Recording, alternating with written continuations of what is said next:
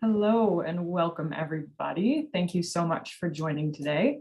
I'd first like to respectfully acknowledge that the land on which I reside is in the traditional Mi'kmaq territory and that we are all on territory with diverse histories and cultures of the many Indigenous communities across Canada. To introduce today's guest, who likely does not need much introduction to this group, I'm very excited to welcome Dr. John Borrows to present on meaning making, student action, and Indigenous legal education. So Dr. Borrows is the Canada Research Chair in Indigenous Law at the University of Victoria. He is a member of the Chippewa of the Nawash First Nation in Ontario, Canada. He has a wide range of publications, 5 of which have won Best Book Awards. And the highest accolade for me is that they are his name is probably one of the most reference names that I use for students when they come and ask me questions. But he has also, beyond that, recently received the Governor General's Innovation Award, the Canadian Bar Association President's Award, and has also been appointed an Officer of the Order of Canada, which I suppose are also quite distinctive. So thank you so much for joining us today. Before I pass it over to Dr. Borrows, just a couple notes that the session is being recorded. And also if you have questions, either drop them in the chat or hold them till the end, and we'll just do a question period. So now I will pass it over to you, John. Thank you. It's good to be with you today, and I really appreciate the invitation to be a part of this time with you. I'm going to share a screen and maybe talk for about half an hour in relationship to the pictures that are on that screen to develop my thesis, and then hopefully in the remaining time that we have together, we can chat with one another about some of the implications of what I'm describing. And so I'll share that screen here. And into slideshow mode. So meaning making or making meaning, Indigenous legal education and student action. This is actually a cover of a new book that will be coming out from the University of Toronto Press, probably near the end of the year. And this book is going to be on the question of cultural appropriation. And you can see this image, which we've designed, actually Blake Anjikoneb worked with me, and he's the artist, but my ideas are working in tandem with him to think about what it is to make meaning in a cross-cultural, cross-legal context. What do we do when we've got many legal traditions operating at the same time in a country? And here you've got our trickster figure, Nana Bojo. You can see the rabbit ears there, which often marks our trickster figure, Nana Bojo. Nana Bojo is surrounded by spirit helpers, and also the eagle as a part of that. The natural world is then further in the background with the sun and the water, which is treaty language. Our treaties are to be for as long as the sun shines and the rivers flow.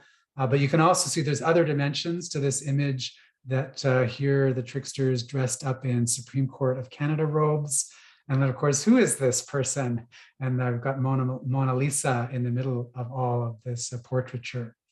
The point to make here is that when we're thinking about making meaning in a trans-systemic, legally pluralistic context, we have many options at our disposal to present something that's familiar, but also bring that familiarity to light with new dimensions, perhaps thought-provoking dimensions as an element of that. So that's some of the thesis that I want to develop with you today.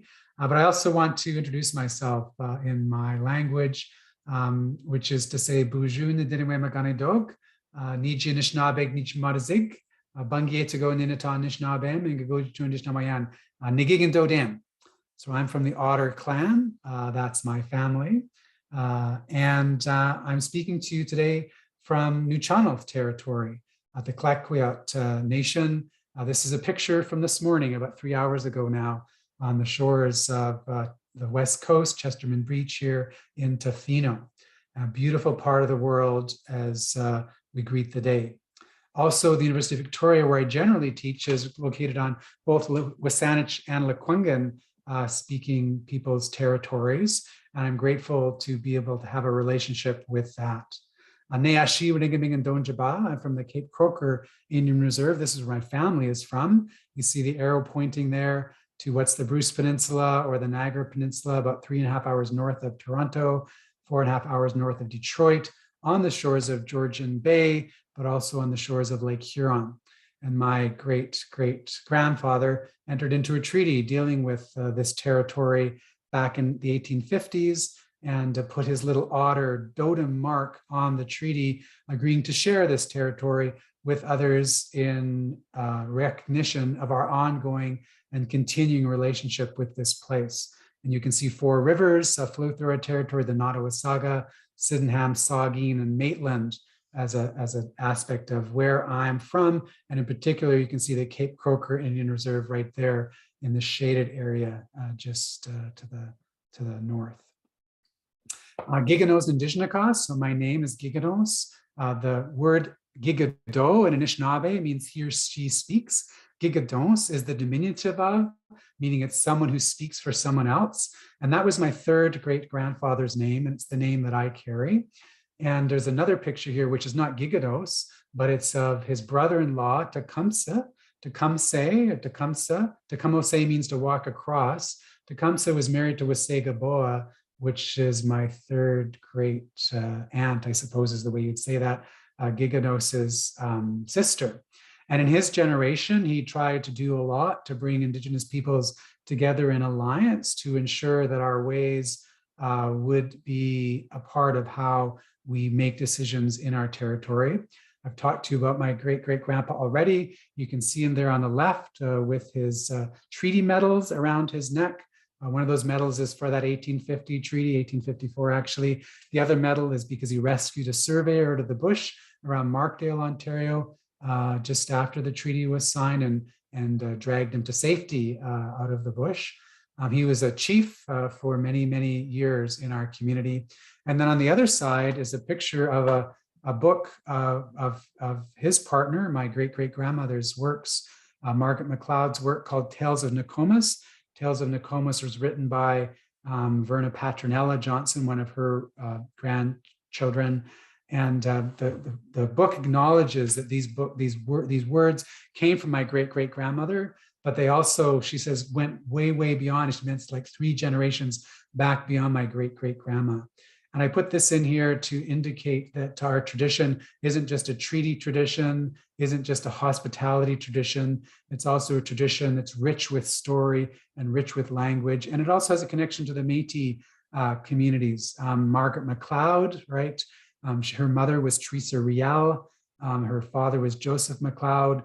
And then Margaret, when she came into our communities, married this traditional leader here, Peter Giganos Jones, and continued to have family that consider themselves Anishinaabe through that territory. And you can see that Margaret dressed him in Métis outfit there. You can see the sash that he's wearing as a part of his dress. This is my great-grandfather, Charles Giganos Jones. He was a 50-year leader of our community, either as a chief or counselor in our community. He also went to residential school. He was a runner in our community. You can run from Cape Croker to Toronto in about 8 days. You can run from Cape Croker to Ottawa in about 8 days. He ran between Ottawa and what's now Walpole Island or Windsor or Detroit in 8 days. He would take these messages around, this idea of Giganos, right? Each generation has this speaking function in our family. So there was Giganos, and then Peter Giganos Jones, and then Charles Giganos Jones. And so this man, when he was 98, was so strong, he carried a deer over his shoulder out of the bush that he had harvested to be able to feed his family. He was the most loving person in my mother's life. Here's the intermarriage through the generations of people from different parts of the settling populations. And then here's my grandpa, Josh, who was a Hollywood Indian in the 1930s. He also was a rum runner during the temperance era between Windsor and Detroit. He's sitting outside our old family cabin with my sister, who's since gone on to do her PhD and works on the reserve and has done through 20 years with our community, helping with children and families who are needing support. Here's my mother, who obviously was the next line of that generation, and me as a little boy. And then, of course, the next generation happens with my 2 daughters. Here's the one daughter, Gigata, with her back to, with her jingle dress outfit. And then my other daughter in the corner there, Chigatase, wonderful teachers. My one daughter has autism and so teaches me in so many ways that Chicagata say, and then the other daughter will start teaching at Queen's Law School in July, and she's finishing or working on her PhD at the University of Alberta in law. And then the next generation comes along, Akika and Wasea. Akika meaning the fullness of the earth, Wasea meaning shining bright and clear. When I wrote my LLM at the University of Toronto, it was called A Genealogy of Law. And what I did is I took the generations that I just described to you, and I talked about 3 or 4 events that happened in each of those generations that challenged our lawmaking authority, challenged our governance authority. And my thesis was, and it's published in the Osgoode Hall Law Journal 1992, my thesis was that despite the challenges that we faced in each of those 7, now 8 generations, we've taken action to try to preserve our standards and principles and authorities and criterias, our laws, our ways of making decisions to regulate our affairs and resolve our disputes. And this proceeds in communities and it proceeds in clans. And this is just a history of one community and clan as I shared with it to you today. Now, when I've been working with Indigenous and other law students for the past 30 years, I find that they bring similar questions with them and similar histories with them, wondering, where do they come from? And why are they here in law school and where are they going? And it's no surprise that those questions are both metaphysical, like the big universal questions, where did I come from? Why am I here and where am I going? Which Douglas Adams said in Hitchhiker's Guide to the Galaxy, the answer is 42. Where did I come from? Why am I here? Where am I going? The answer is 42.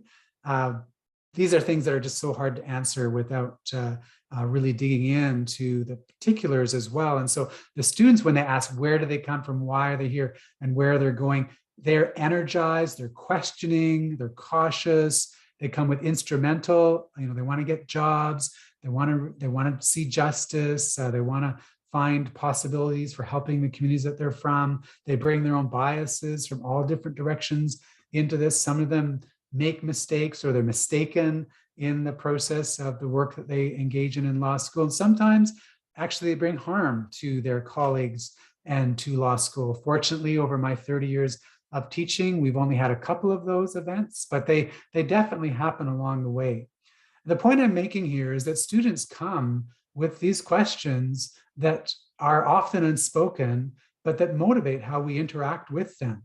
And they, in the process, change how we approach these questions. If we think about this as a country, where did we come from and why are we here as a country and where are we going as a country? You can have a bunch of different answers to that. You think about an individual, where did I come from as a law student? Why am I here as a law student? Where am I going? Or think about this as a law faculty. Where did we come from at the University of Victoria, or Toronto, or Dalhousie, or McGill, or whatever, and why are we here? Where are we going as a law school? And the students with all of these different dimensions bring their energy to us. And if we work with them and listen to them, they help us make meaning.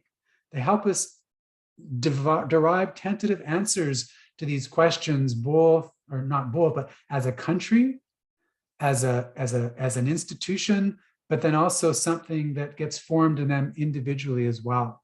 And what we're fortunate as law faculty, law staff, law librarians, is to really help to facilitate and energize these inquiries such that we see ourselves as co-creating with them the making of meaning of what we're involved with in these areas.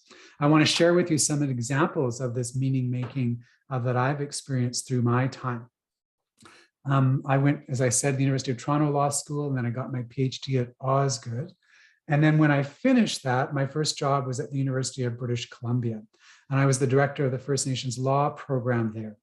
And the students were happy that there was an admissions program that was helping Indigenous peoples get into the school. So I arrived and there was 50 Indigenous law students at the school, 50 Indigenous law students back in 1992.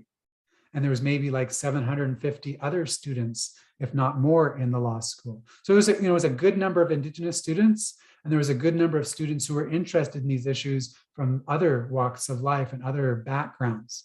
And they said, great that you've got this admissions process. Now what? What are you going to do about it? And they said, we don't have enough content in our law school to deal with the kind of questions that we're interested in. There was 2 courses, and Michael Jackson and Douglas Sanders had been teaching in the field as innovators from the 1970s forward, some of the first courses in the country, but there were only a couple of them. And so they said, we want more. And so we sat down in a First Nations law program committee, and we proposed a raft of courses, and then we worked with the curriculum committee, and we approached the bar to help support us in this. We, of course, got our colleagues involved who were also on the committee, and I had teaching capacity in me as I was newly arrived there. And so we went from 2 courses to 7 courses when I was at UBC for the 4 years that I was there.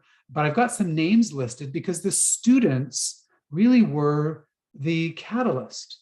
They were the drivers. They created the demand. They asked the questions. And then it was up to us to work with them to create some answers to those questions. So people like Terry Lynn Williams Davidson, who now has her own law firm, has been successful for 25 years as a lawyer.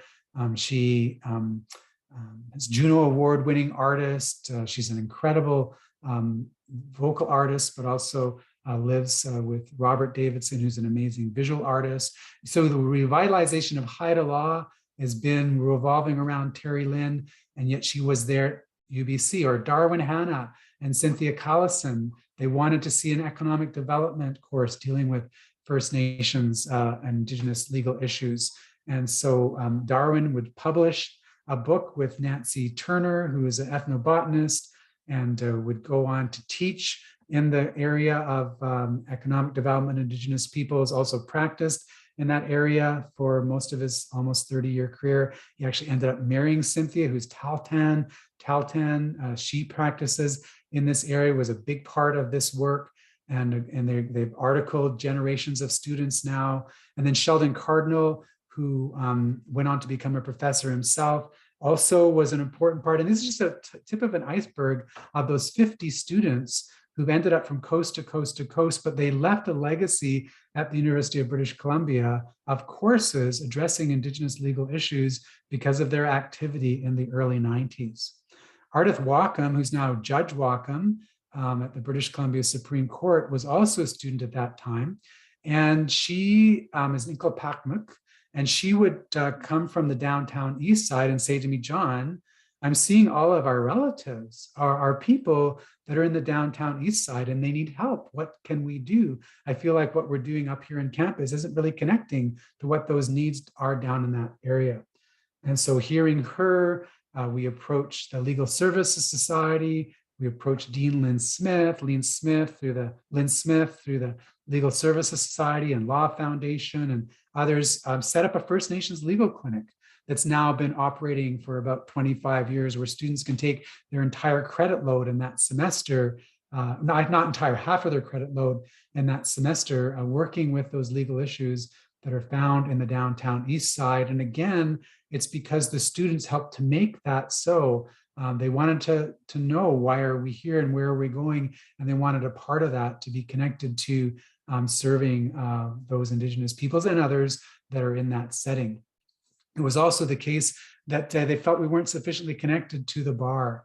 And so through their Native Law Students Association, which is now the Indigenous Law Students Association, they'd hosted all sorts of wine and cheeses and seminars of brown bag lunches of those folks coming up to the campus and visiting with them to get a sense of what it might be like to practice in those fields once they were graduating. So the point I'm making here is, in support of this thesis, that our own generation, or the generations of people now that we find going through law school, are taking action that's proactive. They're not just passive, they're active. Their agency is a part of the way we proceed. And if we open ourselves as law schools to that agency, we can see that innovation be of benefit not only to themselves, but to subsequent generations, and of course, other students and faculty that are there as well. Now, when I was going to my next job, which is what is at York University, Osgoode Hall Law School, it was at the time the intensive program in Indigenous lands, resources, and governments was set up. And it was actually at the behest of, or the request of, Jan Hare, who is a mature student who had been at OCA in the late 1990 actually, and said, we need something that law schools will do to reach out to communities to allow students to work in a community setting with supervision or mentoring of some people with legal knowledge. And so she worked with Alan Grant and Marilyn Pilkington, who was the dean at that time. And then I was hired and I got to be the first director of this intensive program. And what happens in this program is that for about 3 weeks, students are in the classroom, and they're from many law schools across the country, learning a base of skills, a common set of skills to be able to work with Indigenous communities in their own setting. And then after that 3 weeks, then students go out across the world working in Indigenous communities under the supervision of a lawyer or some legally minded person. And they usually produce a piece of work for that lawyer or community, so that we're not just extracting from these communities, we're doing something in return that's reciprocal.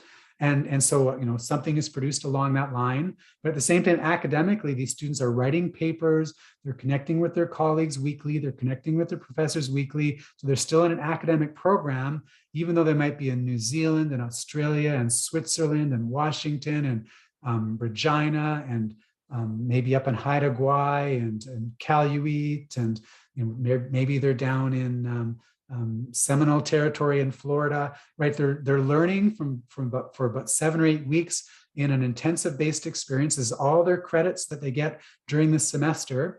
And then when they come back at the end, the learning is then peer-to-peer learning.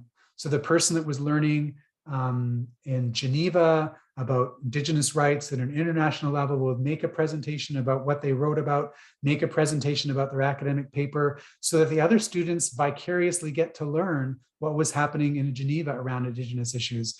Likewise, the person that was working down with the Seminole Nation in Florida would spend about 3 hours, make a presentation so that other folks get to learn about what's happening in the Seminole Nation. And as that happens between 16 to 20 students, this vicarious peer-to-peer learning really provides a capstone experience for them.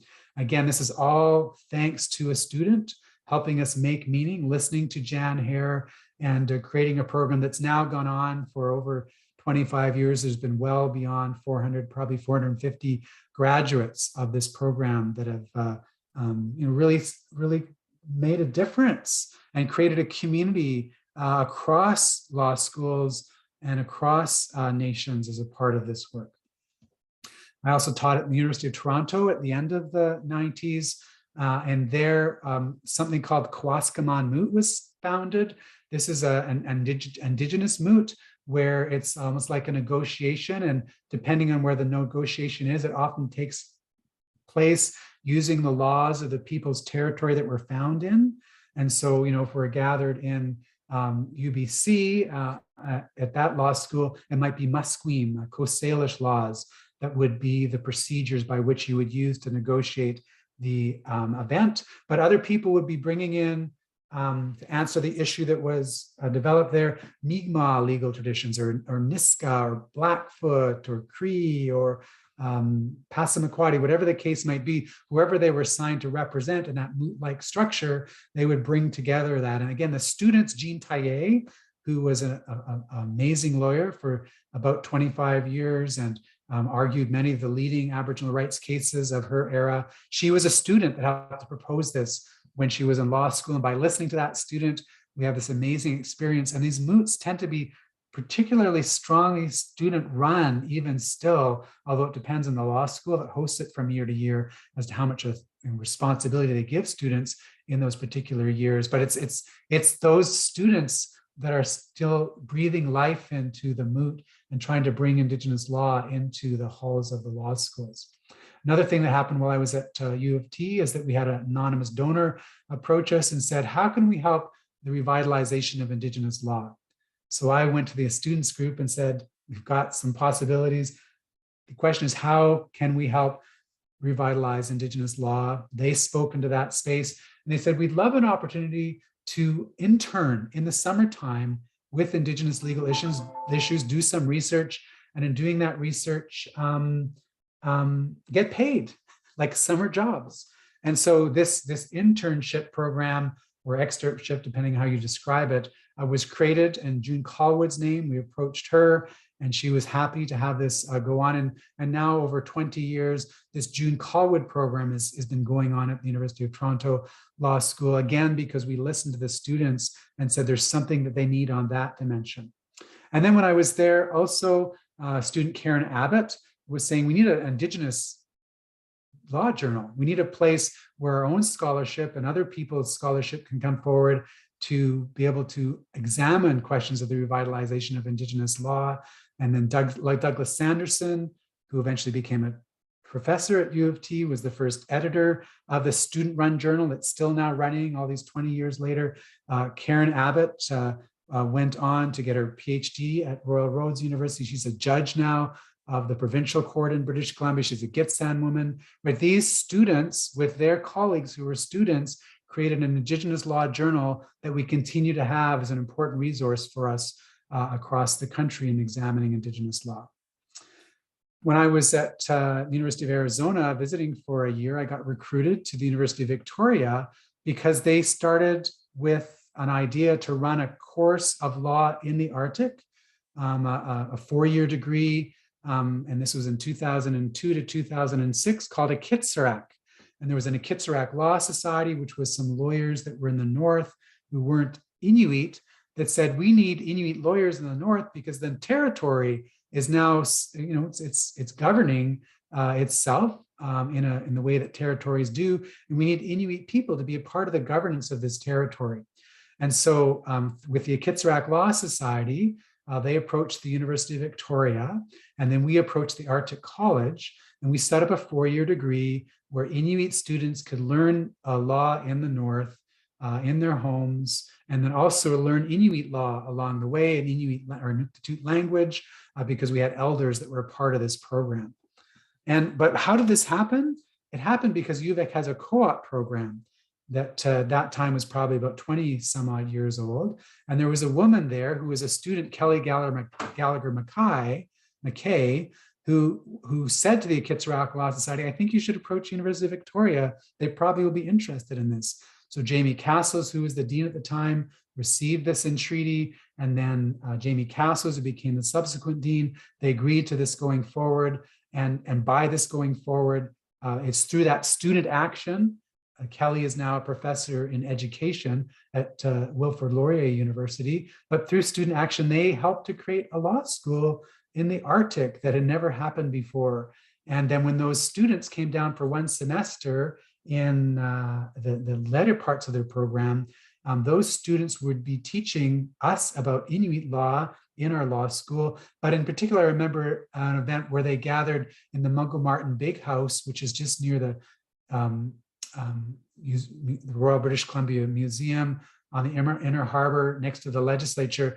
Inuit people were explaining to Kwakwaka'wakw people, Kwagyoth people, what their laws were, and then Kwagyoth people were explaining back to Inuit people what their laws were. So this trans-systemic legal engagement on the harbor of Victoria was taking place because of Kelly Gallagher McKay, right? Was taking place because of a student that helped to put something in motion that got those students into the South and then spurred ideas of people living on the, Vancouver Island saying, we would like to see our laws reflected in legal education as well.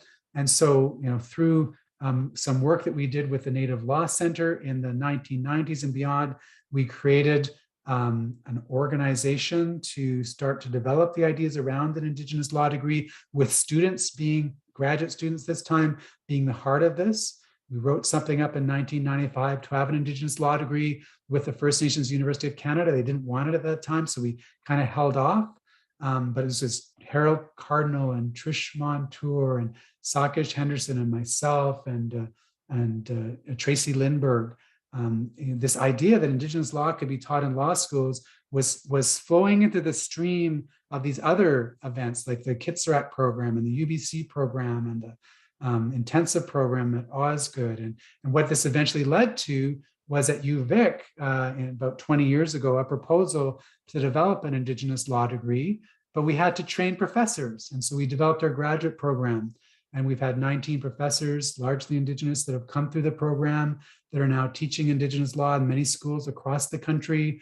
But with that group of graduate students, we also knew then we had the cohort of people that could actually teach an Indigenous law degree. And so we now have a joint Indigenous law common law degree at the University of Victoria. But the other part of this is we needed the student organizations at UVic to tell us what they thought we needed as an Indigenous law degree. And Doug White, who was one of the students at the time, went on to become a chief of the Nanaimo Nation and is now working in the Justice Council, Indigenous Justice Council of British Columbia. He was the president of ILSA at the time, Indigenous Law Students Association. Anyways, those students were brought in through him to get summer programs going and land-based learning programs going and systemic, trans-systemic teaching experiences, where now we have this joint degree at UVic, Indigenous law and the common law. We've added 100 students to our school. We had 25 a year. They go in cohorts of 25. So, 25, 25, 25, 25 over 4 years is now 100 students at UVic. And where there's 300 students before, now there's 400 students engaged in this trans-systemic learning. Whereas when I work in this field, we do field schools as well as land-based courses. And then, of course, this is in addition to all of the scholarship that has been motivated by others. So this is my examples along the way of trying to find ways to revitalize Indigenous law, make meaning with Indigenous law.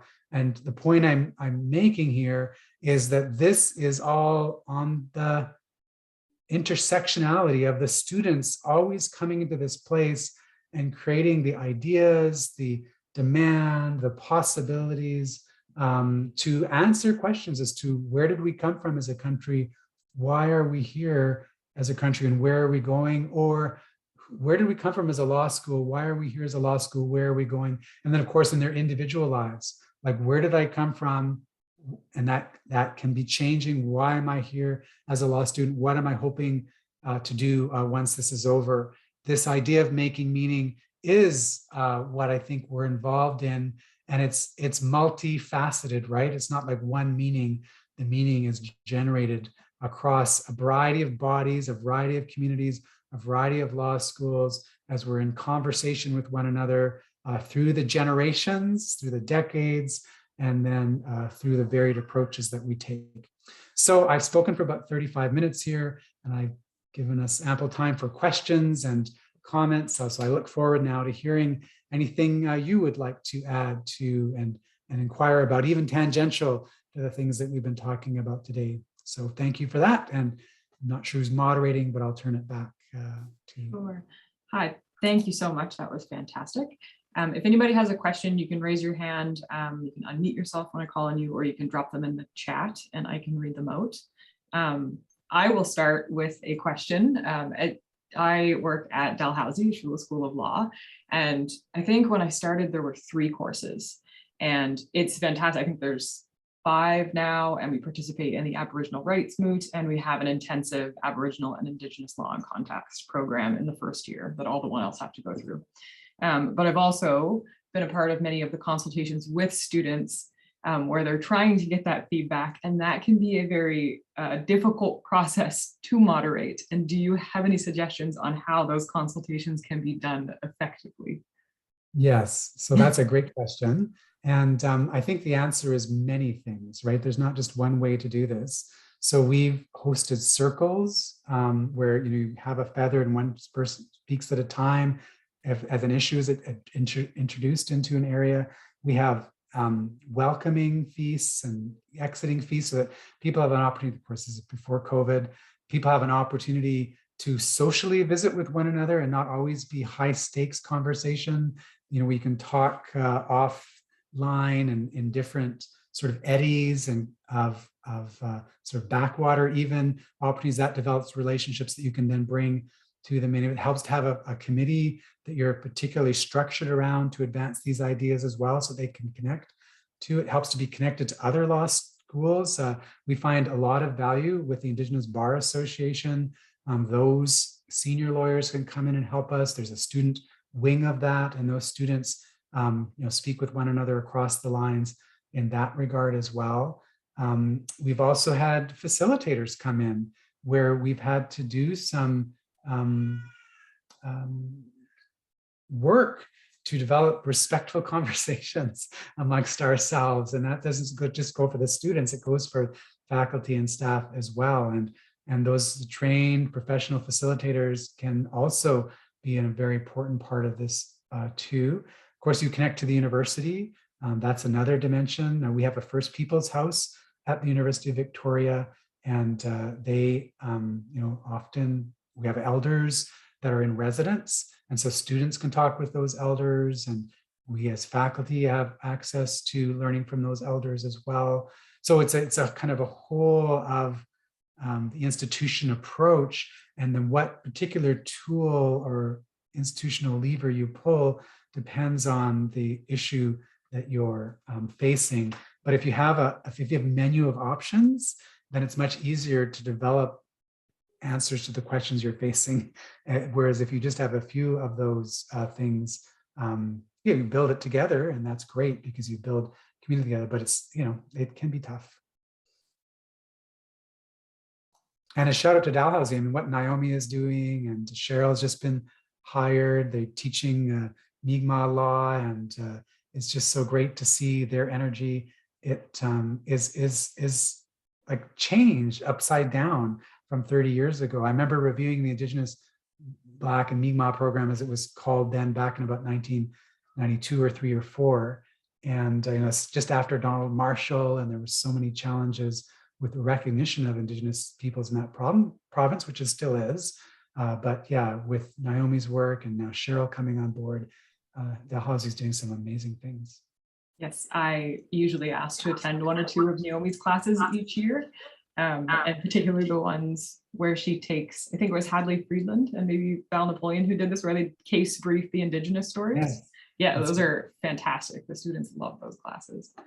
That's right. I've had students and librarians, law librarians, come to some of our land-based courses too at different reserves. Have been Summit Western with what's that? The Chippewa of the Thames First Nation, or Walpole from the Windsor Law School, and then McGill students and Osgood students and U of T students have come to my reserve, and different folks like law librarians could come along to that as well. Does anybody else have any questions? I won't take up all the time.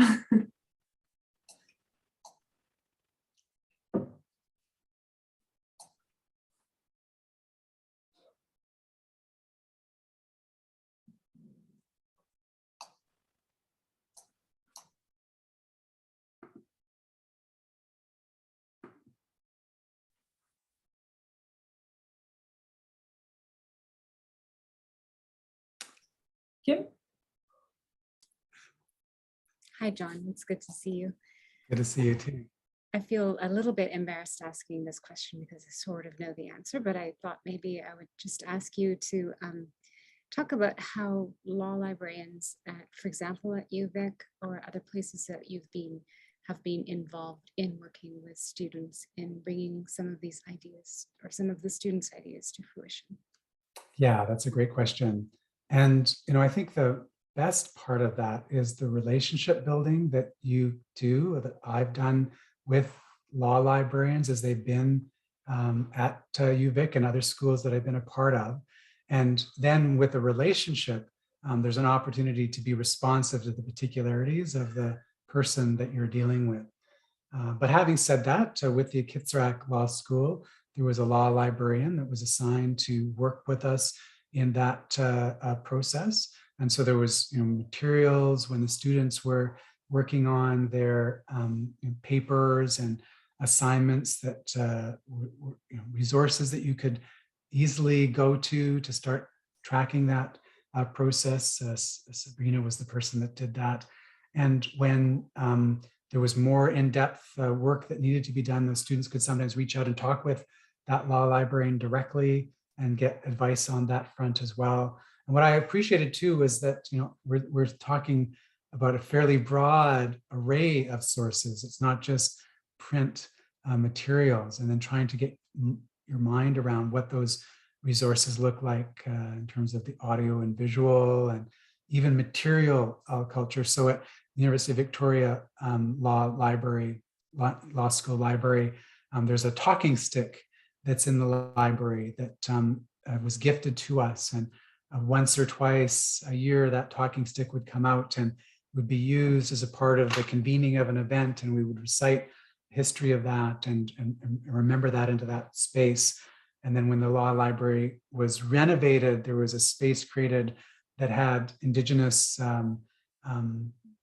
imagery and an orientation to it. In this case, the 4 directions and the ceiling of a particular area, which is a teaching and, you know, like a memory device in terms of learning. It's an archive that's a different sort of archive. And then there's a spindle whorl that was in the library as well, which is the way a lot of the Coast Salish people would traditionally put together their material, clothes and whatnot, blankets, etc. And the images on that spindle whorl would communicate what some of the relationships in the area are as well. So I found, you know, electronic materials, the relationship, and then the physical objects were just an incredibly important part of that as well, because there is a kind of another literacy that's involved when you're reading from masks and blankets and you know, medicine wheels and that sort of thing too. But I'd be interested in what your view of this, Kim, is, perhaps speaking to others that are on the call today and how you experienced this when you were at the University of Victoria and some of the challenges and opportunities that were there. I mean, apart from the fact that this conversation is making me a little bit wistful, it is actually really great to see you again. And I did have a wonderful time. That was a big part of the wonderful time. I am very also comfortable here on the traditional homelands of the Gayikono nation, part of the Haudenosaunee Confederacy. And you know, what I can say is that it really did, that physical space, that physical aspect that you speak about, it was really important. And getting familiarity with the literacies that are involved, and really having a sense of the meaning of place, that those physical aspects of the environment really brought that home. I wanted to just share a quick story relating to a student. Some time ago, I sent you, I think, a chapter that I had written about Indigenous knowledge and intersections with Canadian copyright law and Indigenous knowledge protection conceptions or legal laws of different communities. That idea actually came to me because of a student. I wouldn't have researched and written on that topic. I wouldn't be teaching it now in my comparative copyright seminar had one of your students not come to me and asked me if I could point him to resources on Indigenous intellectual property. And now this has come, and I'm teaching Cornell Law students as well as LLM students from other countries about this idea. And so it is amazing how student action can lead to a lot of great things.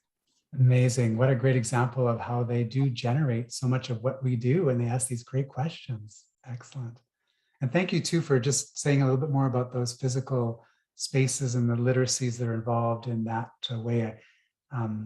Maybe just share a screen here for another moment as people are formulating another question. Let me just get to where I want to be with this picture. So one moment here, share screen. So there's a legal tradition up and down the West Coast here, which is called a potlatch. And you can see that it's gathered in a place that is an Indigenous space. It's often the house posts have carvings that you see with the pole here or across the top that represent their crests, their family histories, their relationships to the natural and supernatural world in the territory.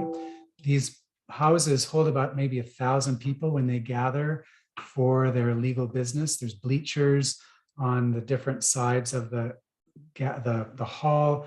And what occurs is people will adopt children, they will solemnize marriages, they will say who has the right to carve or reproduce some of these images that you see. They will give forced to contract or agreements, which says you can fish in that place or hunt in that place, or here's where your land is for your family to live. So there's property law dimensions. There's also governance dimensions in here as people get names that give them opportunities to preside or counsel with or relate to the governance structure within the communities.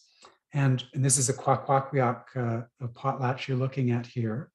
And when the law is done, it's sung, right? People come into this space and they sing and they dance what the stories are in relationship to that law. And they often use masks that can be transformer masks or different representations of what's there within the communities. And as they sing and they dance and they've got button blankets as well. So what they wear can hold crests as a part of this. And they, like I said, they practice law. And it's not a parliament or a court or an executive branch, but what is it? It's standards, principles, authority, criteria, precedents, measures, processes, principles. It's resources for regulating affairs and resolving disputes. So if you think about law functionally in this way, what's the function of law, right? These people practice law using these kinds of resources. And then there's witnesses that are called in a potlatch. If there's disputes that need to be addressed, those witnesses can step forward. And another time, of course, there are authorities by these different folks that are brought in as maybe the chiefs of these events. And so when you think about what do you do to help students provide resources to understand that, you are again making relationship connections that provide threshold crossing possibilities so that people, when they work from one legal tradition into another legal tradition, just don't assume you take all the tools that you would use in this one way and just replicate them in another way. There are things that are transferable, and bands have set up research protocols as to how you access materials. And of course, universities have research ethics boards. And there are ways that you can understand and learn the process of relating to these sources of knowledge such that students can be given introductions and access and ways into this. And through that potlatching function, it was just amazing to see the physicality of it.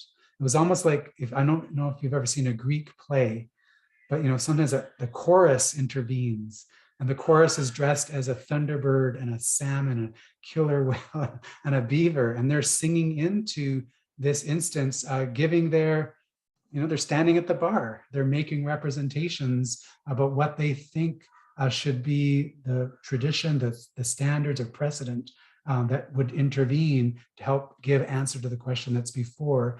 And then, of course, this is done transsystemically, right? This potlatch is intermingled with family law and contract law and property law, natural resource law, and right. It's not like it's a pristine thing that's sitting out there somewhere in the world. It's been heavily colonized, but people have also taken forward internally the aspects of that tradition. And so there's a conversation between the tradition, even when it's practiced in what's considered an Indigenous space.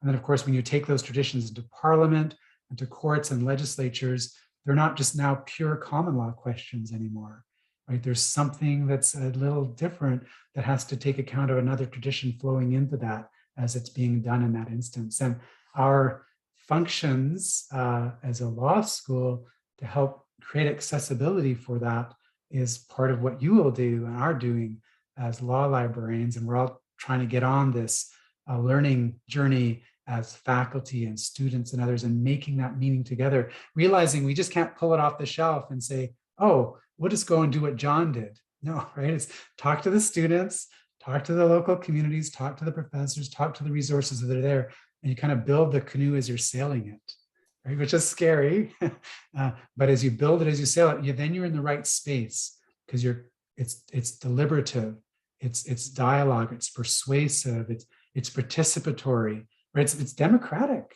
and that ironically is really consistent with many legal traditions that Indigenous peoples hold, which is to be almost radically democratic and making sure that our agency is a part of how we draw things along. So interesting. There is a question in the chat from Ronald Wheeler, who wonders if you know of any Indigenous law degrees or joint degrees happening in US law schools. They worked for the University of New Mexico a while back, which had a robust Indigenous law faculty, but not such degree programs. I do think that UVic is the first one in the world, but I have to say that in about maybe 1995 or so, Waikato Law School in New Zealand created a bicultural education program for Maori law and Pākehā law, Aotearoa New Zealand law. And that bicultural model has been strengthened through time. And now across the 5 law schools in New Zealand, there's a proposal to more fully integrate this as law, not just as culture, and not just into Waikato Law School, but into all the law schools. One of our former graduates, Jacinta Ruru, who got her PhD at University of Victoria, works at Otago Law School, and Carwyn Jones, who's also Maori, who got his PhD at UVic, works at Wellington Law School, or Victoria University at Wellington. They have put this together with Clare Charters and others across the country. So I think something is going to be happening soon in the New Zealand context. There are, like you said, in New Mexico, University of Oklahoma, University of Arizona, they have strong Indigenous faculty representation. And at the University of Arizona in particular, they have an Indigenous law and policy program, which is excellent, which teaches Indigenous law as well as international and domestic law too. So you have many schools that are doing things around the world in Indigenous law, but I think we're the first joint degree program so far. Thank you. Also, if anybody would like to turn their camera on so we can see each other's faces, that would be very welcome. Yeah, interesting. The University of Arizona, I know I'm currently working with a couple pro bono students to update our Indigenous and Aboriginal law LibGuide because it is very out of date. And theirs has been drawing a lot of inspiration from theirs because they've got really robust content, as does UVic and the ILRC. Yes, so we have an Indigenous Law Research Unit that you can go on a website and look at, and we work with about 43 communities. They come to us with questions that they would like to use their own law in answering, as well as Canadian law. And you can see we just released a report on Ojibwe law from a bunch of Ontario communities. And so you can find their like toolkits and resource guides and ethical protocols and videos. And yeah, there are just so many things that my colleague Val Napoleon does as the director of that, and she's now the acting dean of our law school as well. But that's just one example that other schools do their own thing. There's the Wakotewin Lodge at the University of Alberta with Hadley Friedland and Shailene Joban that's doing some great work in that space. And in Scandinavia, there's Rauna Kaukonen at Finland. Rovaniemi, she's got some good things going on in her part of the world. Okay. I'll give it another minute or so to see if any questions trickle in.